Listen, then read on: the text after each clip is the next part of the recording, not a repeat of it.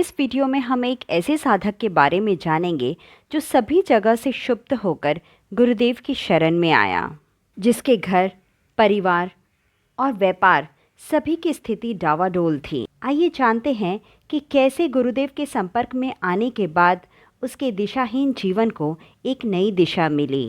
कर्नाटक के रघुमणि राव का ऐसा मानना था कि वानप्रस्थी बनने के बाद जंगल में रहना पड़ेगा, वहीं पर कंदमूल खाकर गुजारा करना पड़ेगा और जब ध्यान में ही समय बिताना होगा। रघुमणि नए नए मिशन के संपर्क में आए थे। उन्होंने गुरुदेव के साहित्य और कार्यक्रमों का ज़्यादा अध्ययन नहीं किया था। उनके संपर्क में आने और वानप्रस्थ तक की यात्रा करने की कहानी बड़ी ही विचित्र है। कर्मकांडी ब्राह्मण परिवार के रघुमणि के पिता और उनके पितामह दोनों ही ज्योतिषी थे।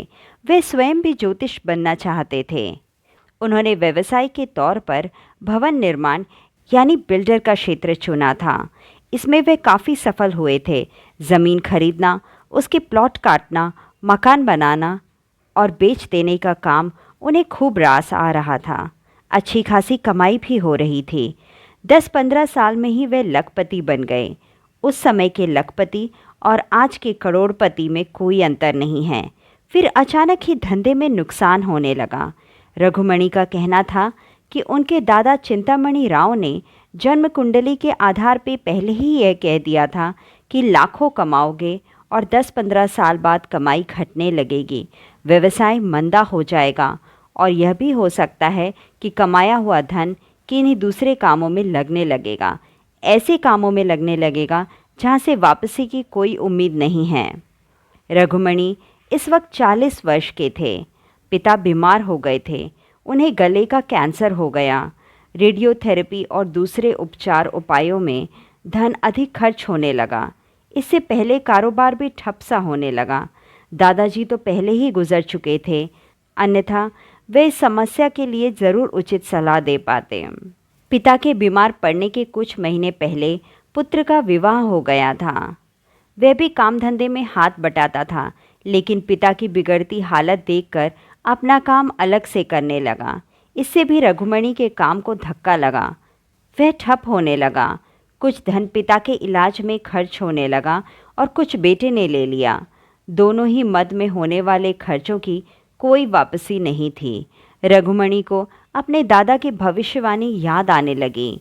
आगे क्या होगा यह जानने की उत्सुकता उसे ज्योतिषियों के पास ले गई। बेंगलुरु में उस समय एक ज्योतिषी थे, विश्वामित्र जी। विश्वामित्र ने कुंडली देखकर रघुमणि के पितामह की भविष्यवाणी के बारे में बिना पूछे ही उसकी विपदाओं का कारण शनि की 7.5 बताई और कहा कि इस तरह की कठिनाइयाँ आगे कई वर्ष तक तुम्हें झेलनी पड़ेगी।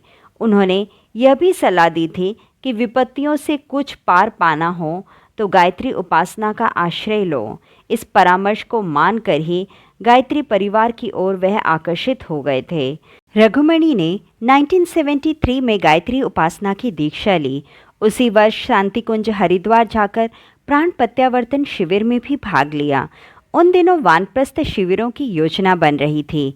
कहीं सुना था कि वानप्रस्थियाँ और सन्यासियों को शनि ज़्यादा पीड़ित नहीं करते, इसीलिए उत्कंठा जगी कि यह शिविर भी कर लिया जाए। शांतिकुंज के एक वरिष्ठ कार्यकर्ता से उन्होंने पूछा कि वानप्रस्थी को क्या जंगल में या कंदमूल खाकर रहना पड़ता है। उन कार्यकर्ता ने रघुमणि के प्रश्न का समाधान किया। कहा कि किसी ज़माने में वानप्रस्थी को अरण्य में रहना पड़ता था। वहाँ रहकर अपनी क्षमताएं बढ़ाने के लिए तप करना पड़ता था। ये तो बीते ज़माने की बात है। नए समय के अनुसार गुरुदेव ने उस स्वरूप को बदल दिया है। आज की परिस्थिति में यही उचित है कि घर परिवार में पूरी तरह घुले रहने की अपेक्षा उससे कुछ दूरी बनाई जाए और समाज का काम किया जाए। इस वानप्रस्थीय पथ पर चलते चलते क्या रघुमणि को अपनी समस्या का समाधान मिला? क्या गुरुदेव से मिलने के पश्चात उन्हें वह दिशा मिल गई जिसकी वे तलाश कर रहे थे? इसे जानेंगे हम इसके अगले भाग में। धन्यवाद।